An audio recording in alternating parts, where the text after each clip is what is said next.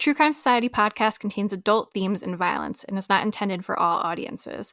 Listener discretion is advised. And if you'd like to skip the intro or move to any specific part of the podcast, please refer to the timestamps listed in the episode description. Thank you.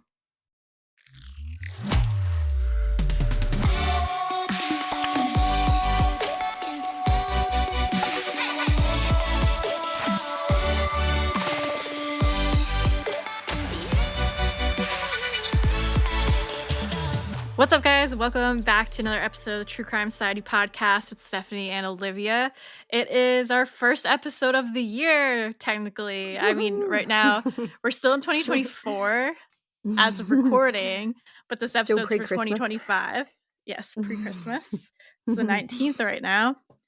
Peep is in my lap. She is being a nuisance, as usual, because the height that I have this chair at and, like, the height of the desk, she hardly fits in between, like, my lap and the bottom of the desk. So she's kind of smushed in here. But she's determined and she will not give up. We just had some technical issues, which fits with how the year went. So just finishing off as we, went on during the year. Yeah, just a typical Windows update at the worst time when you don't want to update it. And even though usually it gives weekly. And usually it gives you the thing to not do it, but this one is like, you must do it now. I'm like, wow. It's like, you've ignored it enough. Anyway, I guess this is our last episode of recording for the year, but it will be our first episode back. So both exciting things. Yes, so it's going to be the best year ever. We just know it. It'll be interesting to see what happens because it is like 2-ish weeks away till this episode comes out. So when we record next, we might have some big updates a different outlook to share with you. Yeah, maybe already. It'll be like the second week of January by the time we record again, or if into the first week anyway. So I'll probably already be sick of 2025 2 days in. Oh my goodness. I feel like 2025 should be a big year. It's scheduled to be a big year crime-wise. Anyway, we know that hopefully the Brian Kobayashi trial will happen. Lindsay Clancy's trial got scheduled as well for, I think, like 1st of December next year. This year when this comes out, 2025. So that we already know there's going to be a few big things hopefully happening of cases that we've covered before. I'm sure Delphi will carry over because they're going to appeal. And the sentencing for that is happening tomorrow. Real time. So the 20th of December. So we'll have to have some updates when we come back with that. Oh my God, Peep. She just is not pleased with the sitting arrangement, I can tell. Oh, and now she's on the desk. Peep, she's rubbing on the microphone. Stop. Oh my God. No. We're not doing that. Come here. Hold on. I have to gather her. Get back in my lap. So do you guys do anything exciting for New Year's? Do you stay up late? So we are actually heading away this weekend. We go away every single Christmas down to, we call it the South Coast. So it's like 3.5 hours away. So just depending on the weather, we might stay down there for New Year's or we'll come back. But we generally don't do a lot. Like sometimes I'll stay up, sometimes here, because I guess Australia is one of the first countries in the world to actually turn over into the new year. You're ahead. Yeah, so here Sydney always do big fireworks. They do a 9 p.m. fireworks and then a midnight fireworks. 9 p.m. they call it like the family fireworks, I guess, because kids stay up and watch that. So sometimes I just stay up for the family ones, depending on what's happening. So essentially we have no plans. Our plans are generally we eat a lot of food and have some drinks and that's about it. We don't ever really go out or do anything much. So yeah, that's our current plan. The weather is looking amazing for Christmas and New Year, so hopefully it'll be nice and we can just sit out on the balcony and because where we go away is on the water, so it's really nice. So hopefully it'll just be a nice chilled out day. What about you? Whenever you say it every year, a hot Christmas is so bizarre to me. We were actually out by the pool yesterday because it was a really hot day, and I was trying to post a story on Instagram, and I found that Ronan Keating, who's like this, I think he's British from the old band Boyzone. He lives in Australia now. Anyway, this is like off on a tangent, but he has remade Winter Wonderland into a song, Summer Wonderland. And he's added all like Australian things. And it's like, not a snowman in sight. That's funny. Yeah, it was funny. I had never heard it before. It made me laugh. New Year's, I don't know. It depends. We used to like go out and do stuff or go to friends, but now that we're elderly. Sometimes I'll go to my sister's, hang out with them, but it's not like a big crazy party. We'll drink, play some games, hang out. But now they have a little baby, so he goes to bed, but they might. Who knows? I don't have a plan yet. Hopefully I did something fun and had a nice time. We'll be able to update next episode. Yeah. Okay, so this episode, we just wanted to preface, we're going to be talking about Hannah Kobayashi. So we did these episodes on Patreon in real time.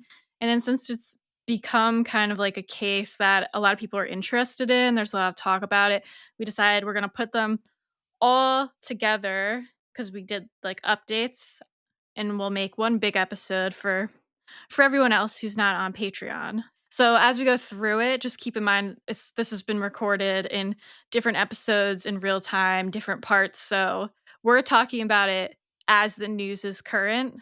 So when we're talking about like the first part, she hasn't come back to the US yet, which in the end she does if you've followed the story. So just keep that in mind if you're like, wait, why are they saying that? Like, she did this already. We don't know that at the time. Yeah, we started doing updates or episodes on Patreon for Hannah basically pretty much as soon as we found out that she was missing. So at one point, if you're not familiar with the story, Hannah was a woman. She flew from Hawaii to LA and she was meant to go straight on to New York. She didn't make the flight. She kind of vanished. And so that's the point that we started at. We didn't know anything else beyond that. And then as like the case went on for around probably 5, almost 6 weeks. So we do updates every single week. So it's chronological. And at the time we discussed the information that we knew. And now we obviously know the ending, and we'll get to that in the end. But it is, a chronological discussion of what we knew at the time. A stunning twist in the case of missing tourist Hannah Kobayashi. Cops say new surveillance footage shows Hannah crossing the U.S. border into Mexico of her own accord. In a shocking turn, police say Hannah came here to Union Station in downtown Los Angeles, presented her passport, and bought a bus ticket to San Ysidro, California. Hannah then walked across the border into Tijuana, Mexico. We reviewed video surveillance from U.S. Customs and Border Protection, which clearly shows Kobayashi crossing the United States border on foot into Mexico. She was alone with her luggage and appeared unharmed. Incredibly, police say the surveillance video shows Hannah crossing the bridge into Mexico on November 12th. That's 3 weeks ago, but they only just discovered the surveillance footage. The 30-year-old flew into LAX on November 8th and missed her connecting flight to New York. Hannah's grief-stricken father, Ryan Kobayashi, tragically took his own life 9 days ago, jumping from this parking garage near LAX. Today, Hannah's aunt told us Hannah never mentioned any plans to travel to Mexico. My worry for Hannah has not lessened. She's created this new missing flyer that's in both Spanish and English. I spoke with former LAPD detective Moses Castillo, who was helping the family look for Hannah. Police say she didn't have her phone, so is it possible that Hannah doesn't know her father took his own life? Yeah, so we don't know whether or not she has any clue that her father has died. If she does, she may be going through some grief of her own. The family is very supportive of her and wants her home. Police are not classifying Hannah as a voluntary missing person, but they are urging her to contact her family. All right, and then we are going to be talking about Hannah Kobayashi today. She is a 31-year-old woman who went missing in Los Angeles after flying there from Hawaii with the intention of then flying to New York, but she never made the connecting flight. This one, a lot of people have been talking about online because it's very strange. There's a lot of different things going on, very mysterious. And I guess we'll get into that. So So her social media, especially her Instagram, is still public. I've linked it all on the blog if you want to go and check it out. She does seem quite alternative, maybe a little bit quirky, very artistic. That's the vibe I got from her, her social media. So if you want to check out the posts, especially there's more posts on her Instagram than you can see on Facebook. So her handle is Midori Eve, Midorieve on both. So you can check her out. But lots of like there's fire twirling. It says, like her bio says, artist here to stoke your healing and creative journey. And yeah, so check out her Instagram. It's if you want to get an idea of what she's like. Seemed like she was into like EDM, house music, going to festivals, things like that. Yeah. So a lot of it in this case, like there is a kind of a confirmed timeline, but there's also a lot of online discussion, and some of the information we have gathered from that and not from such official sources as such. I feel like the family are probably holding a lot back maybe to protect her privacy, which I absolutely understand. But it's kind of like almost we are getting half the story sometimes. So we've had to fill in the blanks where we can with information that we've found that isn't kind of released officially. And we'll kind of note that as we go along too. Yeah, there's definitely more to this story, and some parts aren't really elaborated on where you're like, wait, what? Yeah, like and like even right at the start. As we go along, we'll kind of point out those bits that we mean in terms of what we're talking about here. From what we've gathered from online posts, Hannah was supposed to. Well, she did go on it with the ex-boyfriend, right? This is like the confusing part. Yeah. So she was going on this trip with her ex-boyfriend, which sounds weird. I don't know if they booked it when they were together, maybe. Yeah, from what I've read online, like this is what I mean. These are the kind of things that were put together. They were both on the flight from Hawaii to LA, and then they were meant to both travel to New York. Apparently, they didn't sit together. Like there's photos online of their boarding pass and seats and things like that. So I believe that it must have been booked when they were still together. They were still taking the trip, but not like together. No, and I don't believe once they got to New York, they were going to still be hanging out together. I think they just had the flights booked, and I guess they decided to both still go. Yeah. So she left Hawaii on an American Airlines flight. It was AA254 at 2:38 p.m. on Friday, November 8th. And like Olivia said, there's screenshots of the tickets and the itinerary. Someone did comment there's a Facebook group about this and said, I was under the impression that she was seen by her ex on the flight. I didn't know that they were actually traveling together. Something happened on the first leg that caused her to abort mission with him. The last sentence is just their opinion, I'm assuming. Yeah. So like one of the screenshots is their seats, and he was in 32D and she was in 32F. So I don't know. Obviously, it depends on the plane configuration, but they were either way. They're in the same row. Yeah. So the flight landed at LAX at 9:54 p.m. and Hannah was seen on CCTV getting off the flight at 10:03. At 11 p.m., Hannah's ex, who's named Amun Miranda, got on the flight to New York as planned, but Hannah did not.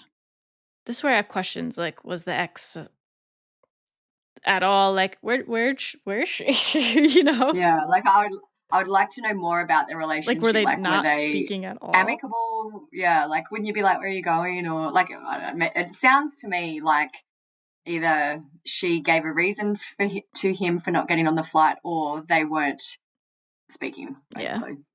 But it's like, even if I wasn't speaking to someone and they missed the flight, I feel like I'd still be like, I don't know, maybe not. Maybe not if I really hated them or something.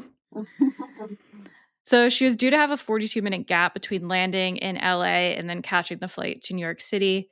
But instead of just waiting, she left the airport instead.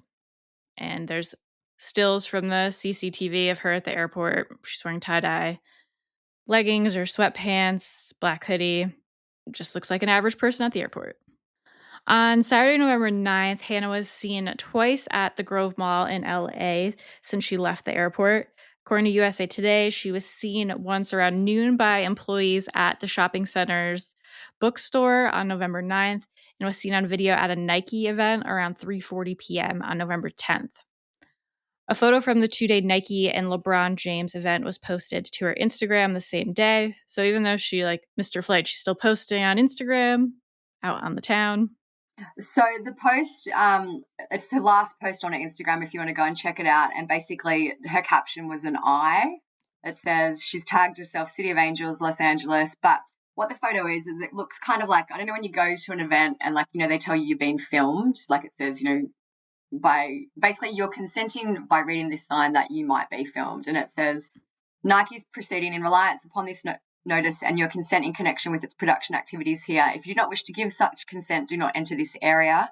If you do come into the range of the camera or the sound recording equipment, you will be deemed to have consented to this notice and waived any and all claims you may have. So a lot of people have discussed that as if she seemed like to post that specific image and it's just got someone's legs underneath. Like that's it. It's like that's literally all it is. Just like a picture of a sign.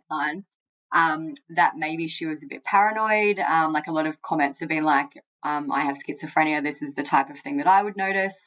That's obviously we don't know why she chose that photo to post, but there's been a lot of discussion that it might relate to her frame of mind at the time. I feel like it's hard to say well, I mean, we can look at her Instagram, but like that's something I might post to my Instagram story. I wouldn't grid post it, but it's kind of cool to see and be like, hey, look, I'm at this cool Nike event where you're like consenting to being filmed. Seems kind of interesting, exclusive.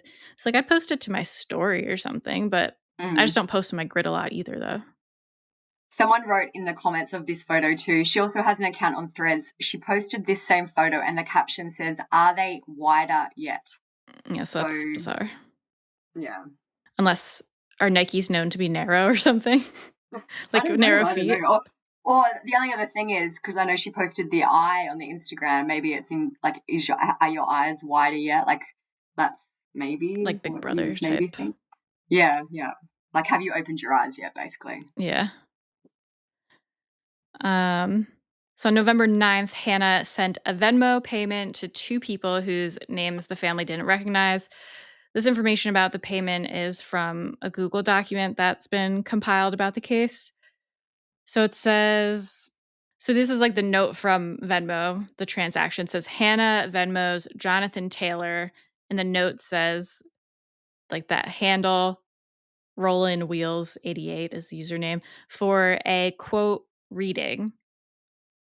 And then this is like a note, I guess, by the people who made the document says the name Rollin Wheels 88 is also shared by John the Boneless on TikTok.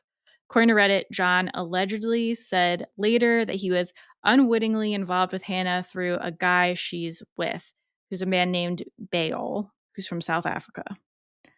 John apparently is semi-quadriplegic and suffers from a brain injury. He shared that Baol scammed him by hacking his Cash App and Venmo accounts and stole $1,000 from him. This has led Hannah's family to believe that Hannah was Venmoing Baol and not John. So that's like a total headache to me. Yeah, I just feel like this is a case where there's just so many different parts, and that is just another one, like another wild part to the story. Like what kind of reading, obviously we don't know because Hannah is still missing, but yeah, it's just crazy. Do either of them offer readings? I don't know. So according to some online sources, on Sunday, November 10th, Hannah attended Christina Ricci's signing event for Cat Full of Spiders, Tarot Deck, and Guidebook. Hannah apparently went back to LAX on November 11th, and this is the date that her family had last heard from her. So Hannah's mother asked her if she had arrived in New York, and Hannah wrote back, "Not yet." So after she arrived back at LAX, I've seen a screenshot. Basically, her phone was turned off. It hasn't been on again since November 11. Her last location shows right in the middle of LAX, according to the screenshot. Her mother told Hawaii News Now she texted a friend that she was scared and that she couldn't come back home. It was just really weird text. So there's a lot of screenshots of these texts floating around. They're all on the blog. Her mother and her sister both said the texts have said that that the texts didn't sound like they were written by Hannah, and they have concerns as to whether she was the one who actually sent the messages. They said she used words like hun, love, and babe, and that she doesn't usually use that terminology. Her sister Sydney said, "I personally don't think that was my sister. She doesn't use those words. Even her close friends have said the same." Sydney has said that Hannah had a hotel room booked for her and tickets for an event in New York, but that her communication started getting fuzzy after she missed her flight. One of the last messages that was sent from her phone claims she got sidetracked on her vacation because of very intense spiritual awakening. So I'll just read out, this is one of the texts, and it's basically just Hannah speaking. The person isn't responding at the time, so this is just a screenshot, and this is all Hannah. It says, Hey loves, I just finished a very intense spiritual awakening. I'm charging my phone and heading back to the airport to get to NYC. I might need some help getting there. It's a long story. I'll keep you posted. I think I still have my hotel room. Must be Taicho, and you. And then a blue heart. I'm going to see what I can do. Love you. Sorry for craziness. Was definitely intercepted. Hotel room is still active. Feel free to come and meet me, but I understand if you can't. I'll keep you posted. Hopefully I can get away there with my reservation issue. So maybe a little bit manic. It's, a lot. Like, and these are all separate texts too. Like there's probably 12 texts. It's like an instant messenger almost. Yeah. It's just basically she's having a conversation with herself in a whole bunch of messages. So these are the texts that Hannah sent Sydney, her sister, and these are where she kind of explains what the situation is. She says, I got hacked. Do you want to read Sydney's and I'll read Hannah's maybe? That might be the easiest way. Sure. You want me to do purple? So you do the purpley ones, the blue ones. Okay. All right, so I'll read out Hannah's parts and Stephanie will read Sydney's parts just so you can actually see that this is more of a conversation. So Hannah says, I got hacked. Hacked by who? Stripped of my identity, I can't fly. Wait, what? How'd you get from LA to Maui? Some weird shit, babe. Explain so I can try to help. I can't go to the PO. I'm assuming she means police. Police, yeah. Yeah. Explain to me so that I can try to be of help to you. I got tricked pretty much into giving away all of my funds for someone I thought I loved. I've been on the street. So then, these are the screenshots. They may be out of order, but you'll get the gist of the conversation. It says, I just need something in the redwoods. It's been really scary. Hold on, I'm going to call you. Let me see who I can reach out to in the LA area. You have no money? I have a little left. I just want to get a bus or whatever straight to the redwoods. Gonna look for work, but I haven't slept well for days. Please keep this to yourself for now and be discreet. I'm at LAX. Yeah, girl, just stay there for a bit. I might go to a homeless shelter. You should go back to Maui. I literally can't love. You shouldn't be spending money to continue traveling. You have a home and you need to go back to it. Yes, you can. Where's your ID? I have it and my passport. Go buy a plane ticket to Maui. It's a really long story, hon. I can't help if I don't know what's going on. If you have an ID, you can buy a ticket. Go to the counter at Hawaiian Airlines. So then Hannah says, I have stuff of value. You can go to the police, to the DMV. There are resources. I just need to rest and I'll think better. Yeah, I'm really confused. But it's very complicated. Did you get catfished? Matrix underworld shit, girl. This is way beyond me. Did you get catfished by some dude you were talking to on the internet? No, we met. I can't explain all of it. Just please be open with this, please. If you can't explain it then, how can I trust you if you can't tell me the whole story? I'm talking to a couple people in LA, but I need to know what's going on. Deep hackers wiped my identity, stole all of my funds, and had me on a mindfuck since Friday. They can't wipe your identity. Is that what they told you? I'm just really scared, love, and the redwoods if calling me, and I know I'm meant to be there. I'm being guided there like you have before. I risk my freedom if this goes wrong for me, hun. It does sound like a Nigerian hacker, scammer type of way of speaking almost. So that was kind of the last conversations that Hannah had with her family and her friends. Both the LAPD and the FBI are now involved. A photo of Hannah's handwritten New York City itinerary has been posted online. So I'll just read out some of it because it does show, I feel like she was planning to go there. So it makes it very unusual that she didn't get on the flight. It says that she planned to check in and arrive at 9:28 a.m. at JFK, settle in and ease into the Big Apple and surrounding areas. She wanted to maybe go to the Brooklyn Folk Festival, Jeff Mills, which is a pioneer of techno, it says. Honey Dijon at the Brooklyn store or Stonehouse. She has written that she wanted to spend time with her auntie, an open flow bond of our vibes. And then, so yeah, she's like, done little drawings, little hearts. Like she had plans for when she was in New York. Webster Hall. I thought Webster Hall fucking closed. I guess it reopened. What is that? Like a club kind of. When I was in my earlier 20s, my friends used to love going to Webster Hall, but I hated going there because You know me, I'm not really a club New York City girly. I was like, this is too stressful and chaotic. But even like she's got down for November 10th, AM ? Open flow, go off of vibe and bucket list items. So open flow, is that yoga? I don't know. Well, could be. Well, I could be, because I wouldn't doubt that yoga is called open flow, but I kind of read it as just like do whatever she felt like going with the flow that day. I don't know. It says open. I just Googled it. It says open flow is an alignment-based open level yoga class that's well suited for all students. So maybe that. So there was a sighting of Hannah on November 11th. Is it at Pico Metro Station near the Crypto.com arena? So they haven't released the footage of Hannah, but I believe she has been captured on CCTV there. They haven't released the footage publicly. But Hannah's family said from the footage it was evident that she was, quote, not in good condition. Her aunt, Lowry Pigeon, said she's not safe, she's not alone. So there's been a lot of people online talking about seeing Hannah, like people who are like, yep, absolutely spoke with her. This is an excerpt from someone who has alleged that they've seen Hannah. It says, I remember seeing her alongside an African-American male. Hannah had a suitcase with her. The male with her offered my son in his seat when we got on, and at the entrance we were coming back from the LA Rams game. I then began speaking to the male about the football game and about sea lane access to the game shuttle. During our conversation, Hannah did mention something about transportation, where she's from. I asked where she was from, and she quietly said Maui. She was wearing her hair down. She had glasses on and a dark-coloured sweater. When they got closer to the exit, the male did tell Hannah they were going to be getting off on Avalon exit. This is where they both got off, and only the man said goodbye. He said, thank you for the information about the transportation history, and I said, no problem, just make sure you look it up.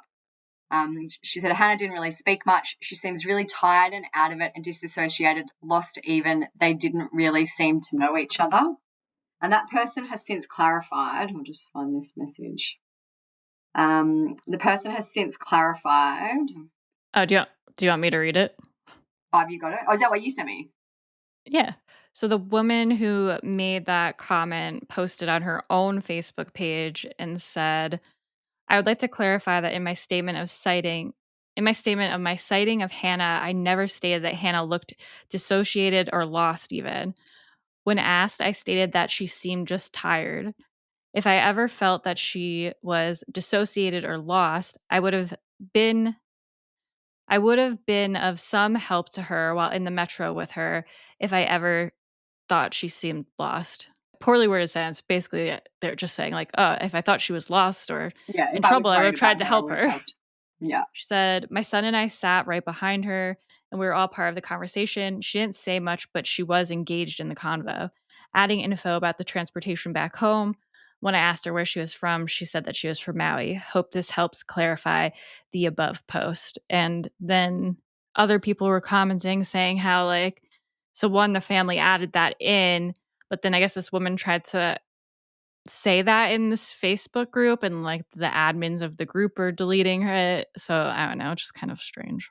So in another random twist, I feel like there's so many random parts to this case. Hannah has seemingly popped up in a YouTube video online. This information about that is from The Sun, which I know is not the most reputable source, but they do have photos and screenshots of the video. It says, online sleuths claim to have seen Hannah walking through a camera shot for the Nike advert taking place near the LA venue. So I'm assuming this is on the day that she posted the Nike stuff on her Instagram. The sign did say you might be filmed. Yeah. It says that she was wearing glasses and headphones. So like there is a photo of her. She looks like she's wearing a black hoodie. She does have big over-ear headphones on. Like there's nothing really out of the ordinary. It is Hannah. Like I'm pretty certain it's Hannah. I think the family is certain it's her. But it's just random that she popped up on YouTube after she's missing. And like she looks fine. She doesn't look disheveled. Yeah. No. She has like a serious face on because I'm sure she's just walking around, has headphones on. Nothing about it looks concerning. And also it doesn't there's no mention I've seen from this video that she was with anyone else. Like I guess she could have met this person after, but it seems like she's alone. She's not talking to anyone. It's just, a still of her from the video. Yeah. So Hannah's family have been very vocal. They've spoken to the media a lot. Her aunt said, so our mind is now going to, abduction, and I hate to say the word, but trafficked. The aunt also said, we're doing the best that we can, but the family at this point is having to come to the reality that those things could be possible. she went on to say, Hannah, we love you. We're all here. Your mum's here, your sister's here, your father's here. The entire world is looking for you. If someone has Hannah, I want you to know that she's the kindest, most beautiful soul in the entire world. Please don't hurt her. Please just give us back to her. No questions asked. Just don't hurt her, please.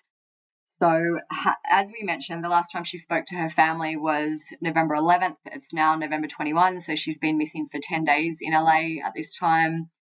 I guess the main theories in this case are that she has possibly had some type of mental health break or a psychosis, and basically it could even be in like a fugue state where she doesn't know who she is for some reason. The other ones are that maybe there's some drugs involved in terms of those men that she was Venmoing, maybe something like that happened. And I guess the other two theories is that she has been abducted now by one of maybe the men that she was with, or something has happened to her, or that she's voluntarily missing. I do feel like this seems to me to be some type of mental health break. I do believe she's probably still alive at this point. I know it's been a while since there has been a sighting of her, and I do wonder, I guess she could be, living on the streets and just hasn't been found. But it does seem to me like leaving the airport, not making the flight that you were meant to make, then going back to the airport, and even the texts are interesting between the sister and her as well, about I've lost my ID, all weird stuff happening. It seems to me like she may have had something going on. It reminds me a little of the people, gang stalking people almost, how they believe they're being followed or that people are always watching them. You know what I'm talking about? Yeah. Just how she was talking in those texts, like, oh, they wiped my identity, like deep hackers. It just sounds similar to the And gang the stalking Matrix stuff. underworld. Yeah.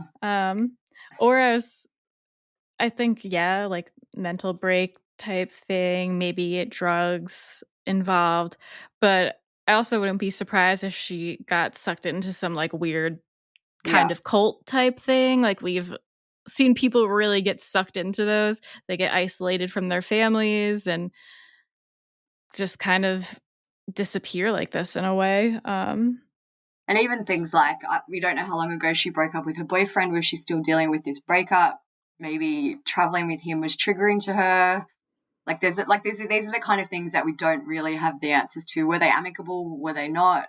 Did that, any of that impact what actually happened? Why did she leave the airport? All those type of things. We just don't know. And obviously her family, I guess, don't know the answer to a lot of it either. I'd imagine the family's trying to like push a certain narrative or change the story because they don't. I think a lot of families believe that if it seems like their loved one's actually in trouble or being kidnapped or held against their will, that the police and the FBI and people in general will be more willing to help look for them and will care more versus like, oh, she just went off on her own and is on this like drug bender or is having a mental health crisis. People, I think it's like not necessarily misconception, but I think that's something a lot of families believe, and that's why they hide information, it seems like. And even for them to say that she wasn't in, quote, good condition, I do wonder why they haven't released at least a still of the CCTV footage if she was with someone else. Because, surely it would be helpful to know who that man is. Maybe they do know and they just... Yeah. Well, we know that according to the lady on the train, he was African-American. That's all I've seen. I haven't seen any other information. And the family haven't even confirmed that. They just said that she wasn't alone. But even the places that they listed that she was, like the mall... she went back to the airport. Also, it's like LA. There's cameras everywhere. The police, if they really are like actively investigating, must have more footage of her out and about. I agree. And I just wonder why they haven't at least released a photo. And even I've seen some comments. Like, this is one of those ones where there's a lot of online speculation. There's a photo of her walking through the airport with looks like almost like a purpley coloured suitcase. And apparently the family are asking that be taken down. And everyone's like, but why? Maybe. And people are now speculating that she took someone else's bag. Like, obviously we don't know why. But like things like that are interesting. There's a lot of noise in the case. And I do agree with you that the family is pushing a narrative, and I totally understand why, but it's creating a lot of speculation in the case. Yeah. All right, you want to get into the update? Yeah, so I think I've spoken about it in the past, but which I know it sounds kind of morbid, but some medical examiners have public databases where you can go and look, and like it says the deaths in the area, and you can look up celebrities and different things like that. So I was actually looking at the Los Angeles Medical Examiner the other day, and this name popped up and it said Ryan Kobayashi, and I'm like, that's a very unusual last name. Surely this probably has to be related to Hannah. So I started Googling, and then I found out her father was Ryan. Anyway, then it all pretty quickly came out that this man who was on the database was Hannah's father. Her family released a statement through the RAD movement, who is kind of their advocate at the moment. I'll read out some of it, but it says, basically, the family of Hannah is urgently pleading with the public to maintain focus on the search for her. Hannah is still missing and is believed to be in imminent danger. It says the family endured a devastating tragedy today after tirelessly searching throughout LA for 13 days. Hannah's father, Ryan, tragically took his life. This loss has compounded the family's suffering immeasurably. And basically it goes on to say that they need, people's support more now than ever. If you see Hannah, please call 911. Please obtain a photo. Your prompt action is crucial. So I feel like this was such shocking news for this family who were in LA searching for Hannah. The cause of death has been confirmed as suicide. The LAPD told ABC that his body was found at Sunday at around 4 a.m. on Century Boulevard, which is a business near LAX. And so when you look it up, the address where he was found, it's like a Hilton hotel, and there's a parking structure.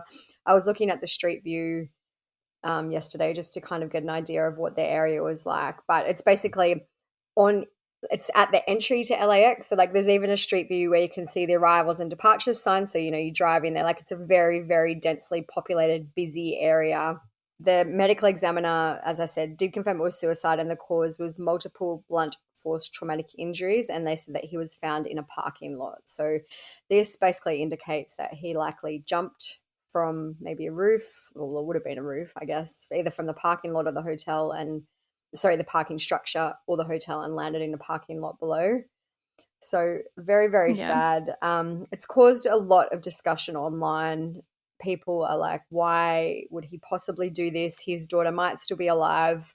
People are like questioning, does he know more that the family aren't saying? And I'm not condoning this. This is just what's been said online.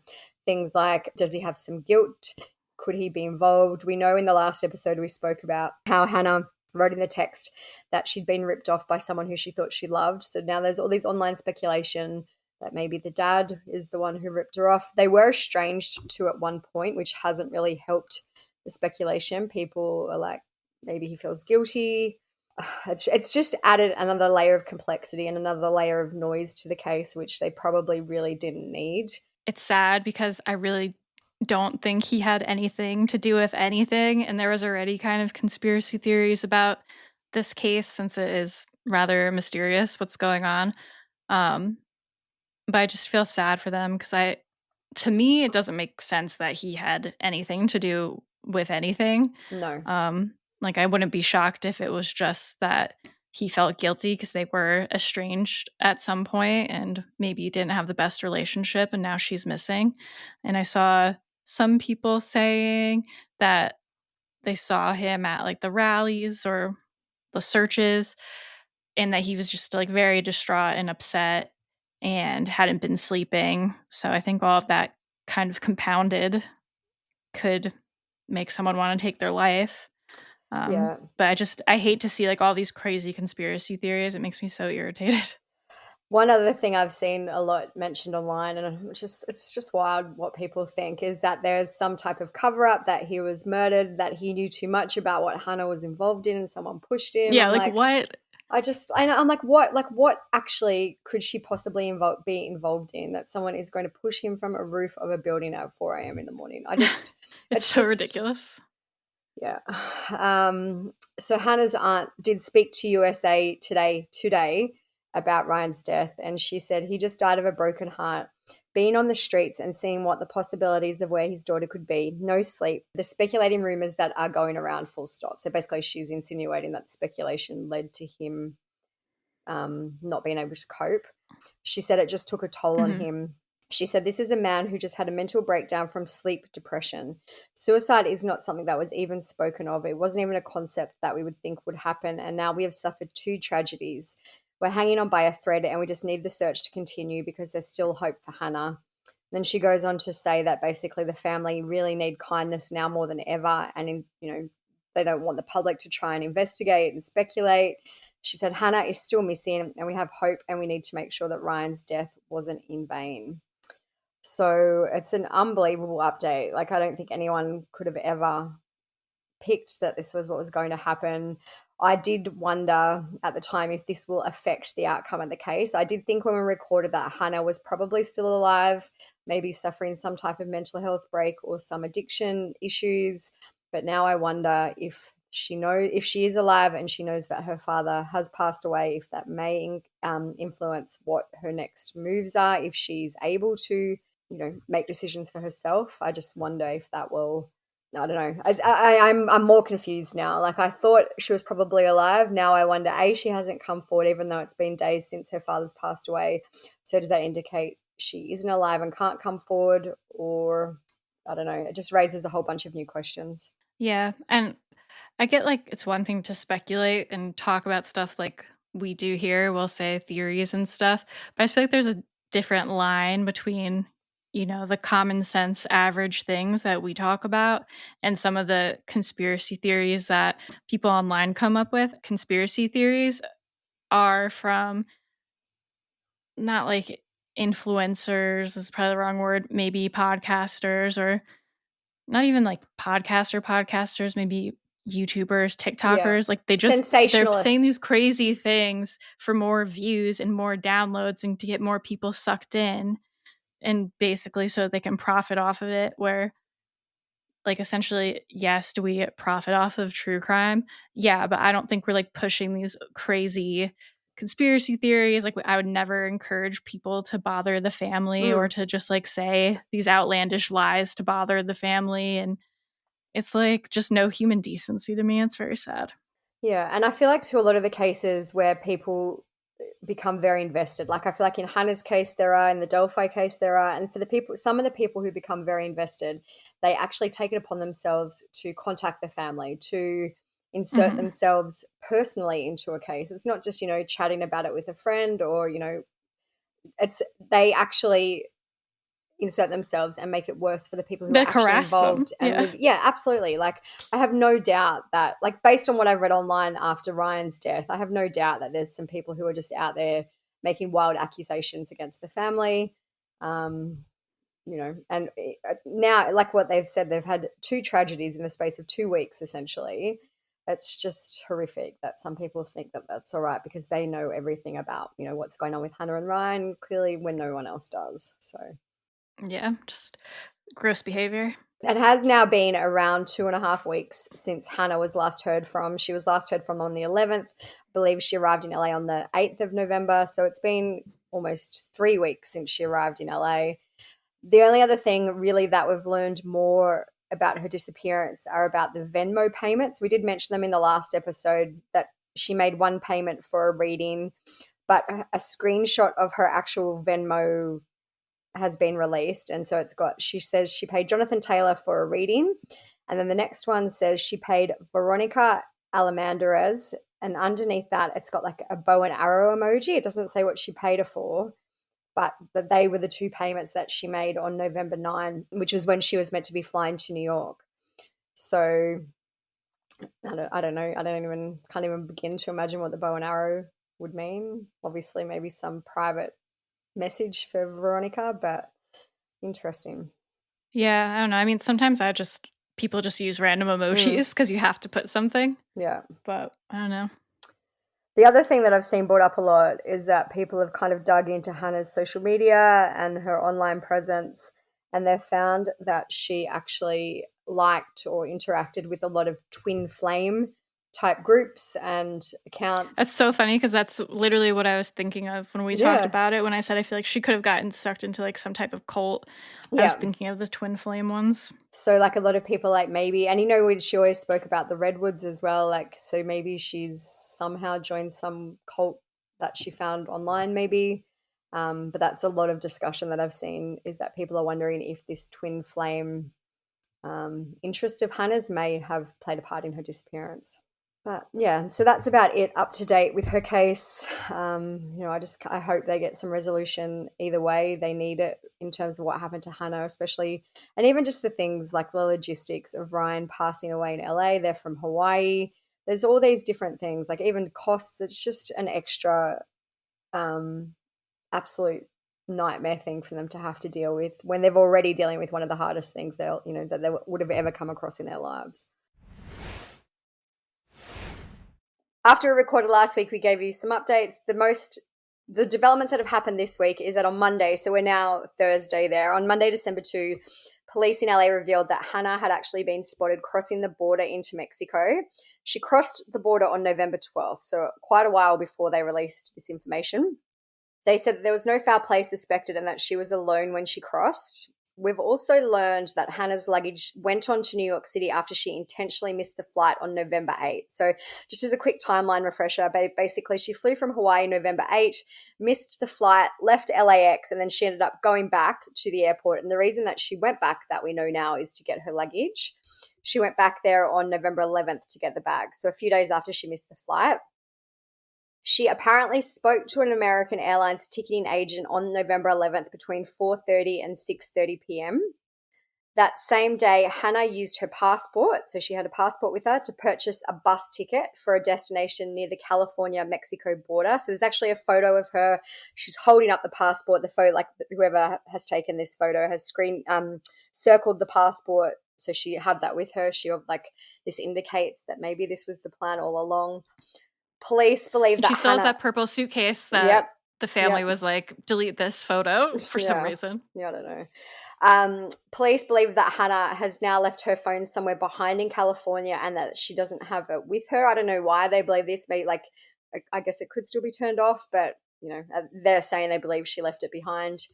So Hannah caught the bus to the border and she was basically seen crossing into Mexico at 12:13 p.m. on November 12th. So the police said the footage clearly shows Hannah crossing the United States border on foot into Mexico. She was alone with her luggage. So I think it's also really important to note that November 12th was the day she crossed, and this was the day that LAPD were actually assigned her case. Some people say her family made the missing persons report on the 11th, but it wasn't given to a detective till the 12th. Some people say it was the 12th that they made the missing persons report. But either way, by the time it happened, she was already in Mexico. So it's kind of a very interesting timing. She didn't do anything wrong. By the time she was missing, they reported her missing. She's already left the country. Police have said that she's classed as being voluntarily missing and they will not release the footage of her crossing the border because she's a private citizen and she hasn't done anything wrong criminally. So they're saying there's no reason why would we release CCTV of someone just going about their legal daily business. There's no issue with it, so we're not releasing it. They have also said they will be notified if or when she comes back into the US. So basically, as soon as she uses her passport, they will be notified. Hannah's family released a statement after this, and they said, "We are deeply grateful for the urgency and dedication law enforcement has shown in investigating Hannah's disappearance. Our family remains hopeful that Hannah is safe and urges everyone to continue the search. The search is far from over, and we are committed to doing everything to bring her home safely." So that was Monday. We are now at Thursday. For a little while, I have been seeing some kind of rumors online about Hannah being involved in a green card or an immigration scam. And just yesterday, it seemed to really hit the mainstream media. There's an article from LA Magazine, which I've posted some information from on our socials. I'll read some of this. Basically, I've done a summary because I feel like it is confusing. People are like, what? I don't understand. Can you explain it? So in a nutshell, Hannah and her ex traveled to New York, or were meant to travel to New York. We knew that. Hannah was on the flight with her ex. He's a man named Eamon Miranda. Basically, it has emerged, or it is alleged, that Eamon and Eamon and Hannah both married an Argentinian person.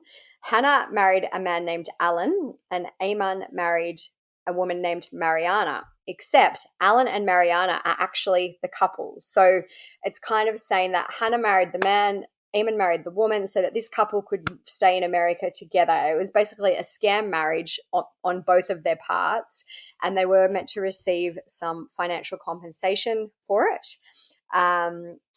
It's obviously we are thinking that Hannah was perhaps scammed out of the money. Maybe the ex took all the money or they weren't paid the money. And this has to do with the text that she sent before she disappeared. I'm paraphrasing, but do you remember when she wrote the text? And it was basically like, I have been scammed by someone I thought I loved. Yeah. So it's thought that all 4 of these people were on the flight from Hawaii to LAX, and it appears that Hannah was the only one who didn't then go on to New York City, apparently. There is a photo that's been released from Alan, so the man that she married, the Argentinian man that she married, his Instagram, I think, and it looks like a wedding photo. They are clearly in Hawaii. They've got lace around their neck. They're both wearing white. It almost reminds me of the Lori Vallow wedding photos, when she married I thought Chad the same in thing. I Hawaii. was like, that is Lori Vallow's photo. So like it's very clearly Hawaii. The background looks like volcanic. It looks like Hawaii. It's a photo that he posted, I guess, to make it seem like the wedding was legit. Apparently it's all been taken down from his social media now. This is information from LA Mag about how they discovered this maybe alleged scam. It says the scam was uncovered by Hannah's mother, who discovered immigration documents in her home in Hawaii, in Hannah's home in Hawaii, that listed an immigration attorney. It says the attorney was not cooperative with the mum, and her mother then turned over documents to the FBI and the LAPD. On Wednesday night, so just yesterday, her family released a statement saying they have not verified the marriage or the photos of the marriage, and those photos have since been removed by the groom from his social media. They also confirmed that Hannah's mother turned over the alleged information to law enforcement immediately upon receipt, and they have an LA attorney who is representing the family now. So that's kind of interesting development that they need an attorney. I'm mind blown about this actually being true. When I was reading it, I'm like, come on, this is getting ridiculous now. This is one of those cases where people are going wild and crazy and making up things, but this does seem to possibly be what is actually happening. So Hannah thought she was going to get X amount of money for marrying this guy. It didn't happen for whatever reason. Maybe her ex took the money, maybe the people didn't pay, and now she's basically taken off to Mexico. Yeah, the whole thing's very confusing because it's like the plan didn't work out, if that's the story. So then she was like, well, I'm just going to fuck off to Mexico now. Yeah. So it is kind of interesting too that like the family have said, again paraphrasing, but they've said basically along the lines of it's very out of character for Hannah to disappear and to be out of communication with her family. But after it has been revealed that she's probably in Mexico, this is a quote from an article that I took. It says, law enforcement sources also told NBC that this is not the first time Hannah has gone missing, as there have been other incidents previously. The sources did not elaborate on when or where those occurred. So this isn't out of character for her. She has been known to go off grid or go missing for certain amounts of time. Obviously, we don't know how long. It probably might have been a few days. We don't know if it was any longer, but she has a history of acting like this. So a lot of people have started to kind of side-eye the family. There are 2 GoFundMes for the family, which now there's a lot of questions about what will happen to the donations for those. The main one is it's organised by Hannah's sister Sydney on behalf of Brandy, who is their mother, and it's raised nearly $50,000. The other one is it's actually disabled, the other one now. But the other one was organised on behalf. The beneficiary was Lee Gianna, I think is her name, and that is Ryan Kobayashi's fiance or partner. So Ryan is obviously Hannah's father, who took his life while they were in LA. So this smaller GoFundMe raised $8,000 before it was disabled. It was originally made to assist in the search for Hannah, but after Ryan died, they changed the goal of the GoFundMe for the money to get Ryan back to Hawaii, which I guess is understandable. That would be a big expense. But the main one for Hannah with nearly $50,000, it says, we have still not even been able to get any answers from LAPD or LAX. We need to push harder. This is what they're going to use the money for: food and hydration for search teams, transportation for our family, on-site support for our family. There is one from an update from Sydney when from is That? Sorry. When is that update from, though? Because, like, they don't need search teams. No, so I think this was the original. Original? This is the original. Yeah. That was what I've just read out is what they were originally going to use the money for. As of December 4th, so just yesterday, Sydney has written an update, and basically she says that you did help pay for food and hydration. It says that they were given an update. It says, my family and I are extremely concerned. This type of behaviour is not aligned with Hannah's character and pattern. The LAPD have not shared any evidence with us. But despite them saying that, in the press conference that the LAPD gave earlier this week, they said they had been in daily communication with the family. So someone is not telling the truth. Maybe they're in communication with them, but not telling them anything really. Like, yeah. If Hannah wants to be away from them, like the police probably are like, we're not getting involved in like your family drama business. We have proof she went over the border of her own will. That's that. Yeah. So then she goes on to say, my sister's purported voluntary disappearance. So she's put voluntary in parentheses, so she doesn't really seem like she believes it's voluntary, is shocking to all of us, and we're extremely concerned for her safety while we grieve my father's loss. We have therefore hired an attorney and a private investigator, and we will need legal investigative services in Mexico in order to locate her. In addition to the expenses associated with our continued search efforts, we now also anticipate significant legal costs. So, a GoFundMe is one of those things. People can donate for whatever reason they want. There has been a lot of questions about should this money for the GoFundMe be refunded. I don't think the family knew all along that she was in Mexico. I do wonder if they knew a little bit earlier than it was released to the public. I just think, like one person donated $3,000 to the GoFundMe. It's just one of those things, I wish I guess. Had that much money to just give away. Yeah. I guess with a GoFundMe, it's kind of buyer beware. If you want to donate to something, you have to be aware that it may not be used for the purposes that they are saying, or that the purpose might change. I don't know. I just feel like if people donated, they will probably be happy for their money to still be used in the search for Hannah. I don't know. It's just a lot of online discussion about if it's some type of fraud that's being committed. Did the family know more? And even for them to say, she say this type of behavior is not aligned with Hannah's character when it clearly is. If she's been missing before, and do you know what I mean? And she made posts apparently about wanting to go off the grid and wanting to kind of, live a different life. It's just a lot of questions being raised about that. Granted, the family has been a little strange about some things, and people are like, they should give back the money. I don't think they're going to give back the money if they haven't given it back already, since it seems like they're still going to carry on searching for her. But I mean, like, if this happened to my family member, obviously I'd want more answers too, whether it's they didn't see the signs or they were like blissfully ignorant to the fact that she could do something like this, or maybe it really was just like out of the blue to them. Obviously, if I was them, I'd want answers too, but it's just, the whole thing is very bizarre. Yeah. I'm figuring surely this may be the last update we hear. I don't know. I guess the only other thing that could happen is that she's found, well, I shouldn't actually say the only other thing that could happen, because last week I never would have thought about the green card. This is what's going to be popping up next. But, in terms of main updates, maybe she'll be found, maybe she'll come back. I don't know. But it's just one of those cases where it's mind-blowing. And I did see people being like, wow, how could she still not come forward after her dad killed himself? She might not even know. I know. If she doesn't have her phone. If she really just went off the grid without a phone. If she's really gone into, the middle of Mexico, she could be in some commune or something like that where there's no internet. She may not know. And I do also feel that Hannah seems to be quite estranged from a lot of her family. We know for a while at least she was estranged from her dad.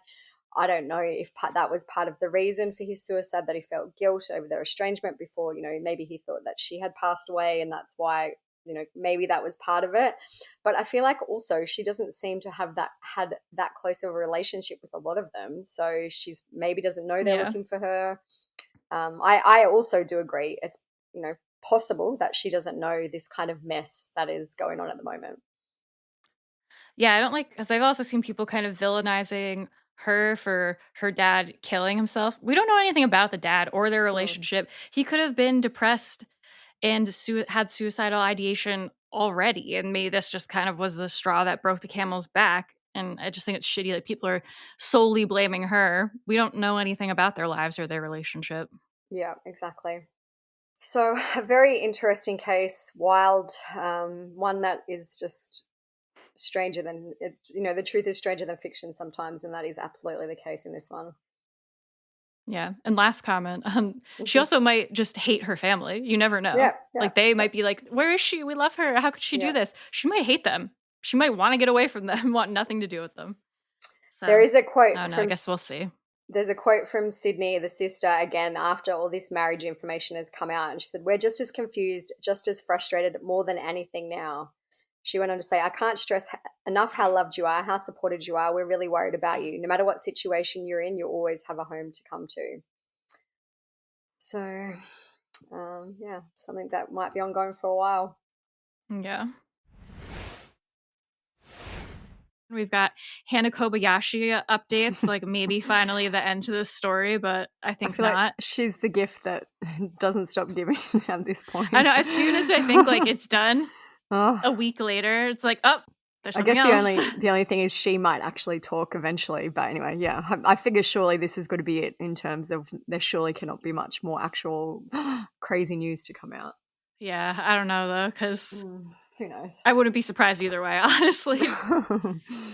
And we're also going to talk about the CEO, United Healthcare, Luigi shooting, which is like a big story. It's a long one. We thought about doing it as a regular episode, but it just feels safer to do it on Patreon for one thing, because it's very politically charged, rightfully so, but feels safer to do on Patreon without having randos come and shit all over us or something. I feel like too, this Patreon episode is going to be longer than our main episode that we record after. So it's a good perk to being a Patreon. Sometimes you do get an extra big episode. Yeah, especially this one. I feel like people will be interested in it. But it's also, we wanted to do it on Patreon because I feel like there's going to be more and more updates like all the time. So by the time we record this and then get it as a regular episode, there'll probably be so much more going on. Yeah. Okay. So first we're going to start with the Hannah updates. So she's been found alive in Mexico, which, I mean, I guess we'll kind of assume she was alive in Mexico because she went there willingly. So her family released a statement about that says, "We're incredibly relieved and grateful that Hannah has been found safe. This past month has been an unimaginable ordeal for our family, and we kindly ask for privacy as we take the time to heal and process everything we've been through. We want to express our heartfelt thanks to everyone who supported us during this difficult time. Your kindness and concern have meant the world to us." It's totally normal to ask for privacy, but after being such a big in the media case with the whole family like talking all the time and all this drama, it's like now you all want privacy. Plus, I think a lot of people are cranky about that. Like, don't get me wrong, they are entitled to privacy, but they did also ask for and were given a lot of money from people. So I know that's a whole other discussion in this case, that you can request a refund from the GoFundMe before, I think, December 18. The family have apparently offered to refund the money. I feel like, I don't know, like I know they had expenses. And as we mentioned last week, there's two GoFundMes, one to get the father's remains back to Hawaii, which I think is totally justified. It was an under $10,000 GoFundMe before it was closed, whereas this one is probably over $50,000. I don't know. It's an interesting debate about what they should do with the money. Should it all be refunded? Should people have to request a refund? Yeah, that's what I was thinking. Because like, can't they just be like, okay, refund all of it? Like, and I do, like, don't get me wrong. I know they had expenses. They had to get to LA. They were there for weeks. They probably had, private investigators, even things like hotels, flights, all that cost money. But I don't know. It's just, we now know she left willingly. I suspect they probably knew earlier than was made public that she left willingly. So it's just, I guess it's one of those things in terms of beware when you're donating to any GoFundMe that you might not know what the outcome will be. Yeah, I mean, I'd probably do the same thing and hope that I get to keep some of the money. So Lieutenant Doug Oldfield, as part of the LA Police's missing person unit, told people that authorities were separately notified by their attorney that Hannah was located on Wednesday. At the time, it was just a few hours ago. He said, "We've not seen her, and at this point, we have no reason to compel her to see us." Still, he notes, "It's a big news story, so she may decide to come with a lawyer, but she's not obligated to speak to us. We'll see what happens next." I do find it interesting that he's basically saying there's no need for her to, or, she's not required to speak to the police, but then there's more and more information coming out about this alleged marriage scam, so I wonder if she will be charged. I feel like that's more like a FBI. Yeah. A different type of Yeah, police. definitely So not the maybe LAPD missing person. Yeah, definitely not that. But maybe she will be facing some charges because we have learned more about the marriage scam. I think we spoke about it last week, how it had just kind of started coming out that she was on the flight and they'd each married these Argentinian people. But basically today it's come out in the media that Hannah and her ex-boyfriend and their two new partners, I guess, were planning to fly to New York to create proof that their marriages were real. So they were going to go there, take photos at places like the Empire State Building, Statue of Liberty, and Central Park, just to make their marriages seem more legitimate, so that they would have some documented proof of these happy couples, if they were ever investigated.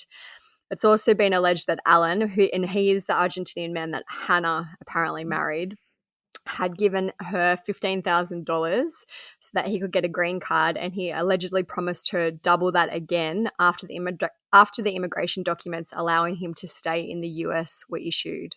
So it seems like this whole thing, she was going to be making around $30,000. I don't know how long afterwards, how long it takes to get those immigration documents. I don't know what will happen for him now. I don't know. Maybe, I wonder if something happened and she kind of reneged, and that's why she left and didn't want to go to New York, didn't want to continue with this scam marriage. I hope we find out more about the actual scenario. I'm also curious how she got wrapped into this. Do they know these people well? Were they friends? Did they just find them online? How did she get sucked into this? I have read that her ex, Eamon, is kind of the ringleader, the facilitator. In this. Yeah, so he kind of, and obviously alleged, I should say, we don't know, but from the comments I've read online, he kind of orchestrated the whole situation. She went along with it we know $30,000. Seems like she maybe got half of it and for some reason didn't get the rest, so she didn't continue on with it. And I think we talked about it a little last time. It just makes me wonder what happened, that she split from the plan, or what happened, and how you were saying the text that she was saying someone scammed her out of money, and just how her identity was stolen. I'm just curious about what happened and what was going on. It seems like such a half-assed scam, because surely if immigration, I don't know what it's called there, but if your immigration department was going to look into it, they could look and see that Alan and Mariana, I think is her name, were on a flight together to New York. There would be ways to track their relationship and to kind of prove that this was a scam. If they wanted to do it properly, they shouldn't have all been on the same flight. It's just it seems a bit ridiculous. Maybe they just thought they weren't going to be looked into that deeply, and now it's everywhere. But anyway. It's a good outcome in terms of Hannah being safe. Obviously, it was horrible for her family what happened with her dad. We don't know what factors kind of contributed to that though, but it's just one of those stories. When we post about it, every message we get, people are like, this is insane. Some people are shocked that she was found alive, and after her dad did pass away, I wondered if that would change what happened, but seems not. She's fine. Wonder if she'll come back. I wouldn't be in a hurry to come back if I was her to face the music. Yeah. I was saying maybe that's also why the police are like, well, she doesn't need to talk to us, trying to act chill. Yeah, trying to lull her into a sense of security, so she does, flood on back to the US, and then they. And where are all these other people that were involved, the ex, the people that they married? What are they still actually married? It's just so ironic that they set up this whole thing to be able to stay in the country and did all these secret marriages, and now it's just all over the media. I wonder if they screwed her over. Yeah, if they screwed her over there, and then she was like, well, fuck y'all, I'm gonna make this huge story, get all this attention on this whole thing, and screw all of you over. So yeah, that is really it. I guess we'll see if anything else happens, if she comes back, if she does a tell-all. Yeah. She ends up on Dr. Phil. Who knows? There's been lots of comments I can't wait for this to be a Netflix documentary. I would watch it. Yeah. A Lifetime movie. Yeah. We also have another final, we say this every time, Hannah update. Yeah, so the update is that we all probably know anyway, but Hannah has returned to the US. So the last update that we gave in our last episode was that they knew she was in Mexico and that she was basically went there of her own accord and she was safe. On Monday, December 16th, so just earlier this week, Lieutenant Doug Oldfield spoke to people and he said that he received notification that Hannah crossed yesterday, which is December 15th, so as in that's crossed the border back into the US. He said that she presented herself for entry and added that she appeared to be in good health and did not appear to be in any distress. I have also read that she contacted an attorney from Orange County and that attorney went into Mexico and crossed the border back with her. So I guess it gives you an indication that she is now aware of what basically the pandemonium that she's caused. But she released a statement and she said, at daybreak on the December 15th, I crossed the border back into the United States. My focus is now on my healing, my peace, and my creativity. I am deeply grateful to my family and everyone who has shown me kindness and compassion during this time. She also said, I was unaware of everything that was happening in the media while I was away, and I'm still processing it all. I kindly asked for respect for myself, my family, and my loved ones as I navigate through this challenging time. Thank you for your understanding. So they also released a photo of Hannah cuddling, embracing her aunt Larry Pigeon, who we spoke about in the other episodes. Which is an interesting choice of photo. There was some disconnect between Larry and Sydney, who was Hannah's sister. They were kind of on opposing sides, it seems. There was a lot of back and forth about why Sydney had the GoFundMe when Larry was the one who was kind of spearheading the search. But in the photo, Hannah looks well. She's like kind of smiling. They're cuddling in each other. There's been a lot of discussion about the statement that she made, as in she didn't acknowledge her father's death at all, like as if you guys would all know, but her father took his life during the search for Hannah. So it's just like my privacy, please respect me. It was a lot of me, which I don't know. It's just an interesting statement. It kind of, like, a lot of people have said they think it's tone deaf, and I do agree to a point, but we also don't know the dynamics in their relationship. Maybe she was totally estranged from her father and he was a jerk to her. So there could be reasons why she didn't acknowledge that in the statement. I feel like she probably just chose to keep it vague because it's like, oh, if you get into one thing and then you don't, like, then you start having to like cherry pick what you address. So I don't really think it's shocking that she didn't go into anything, especially since she does have an attorney now who probably also told her to keep it vague. I do think throwing in that she's focusing on her creativity was the most insane part of it, because we're like, girl, like, what do you even mean? Focusing on your creativity? Okay. Doesn't seem like a great thing to be saying right now, but... The lieutenant also did say that the case is closed. So that does, I guess, as we mentioned, he's a missing persons detective. So maybe something will come of these immigration scam charges. I have read they're very hard to prosecute. So maybe nothing will come. I feel like the most likely update we'll get is that Hannah does some type of tell-all, like an interview with someone eventually. Yeah.